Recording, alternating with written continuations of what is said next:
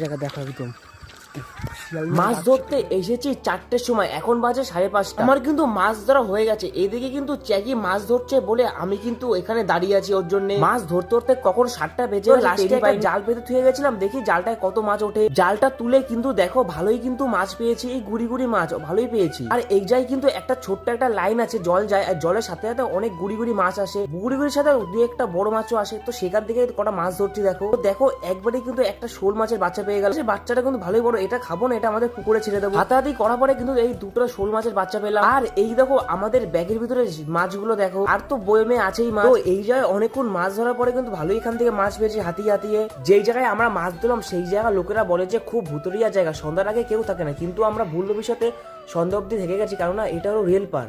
বলার কারণও আছে, কারণ হলো এই জায়গায় পশু পাখি আর মাঝে মাঝে কিন্তু মানুষও কাটা যায়। তো চলো তোমাদের বাড়ির যে কি কি মাছ পেলাম তোমাদের দেখাচ্ছি। যে বাড়ি এসে কিন্তু মাছ ধোয়া মোয়া একদম কমপ্লিট। দেখো এবার দেখো আমরা কি কি মাছ পেয়েছি। এই যেখানে পুঁটি মাছ আর এই যে আমাদের শোল ল্যাঠা এইগুলো পেয়েছি। এইসব মাছ কিন্তু আমরা অনেক কম টাইমে ধরতে পেরেছি, কারণ যে মাছগুলো হাতাচ্ছিলাম, মাছ খুঁজলাম জলের থেকে, সের জন্য এতক্ষণ টাইম লাগলো বাড়ি।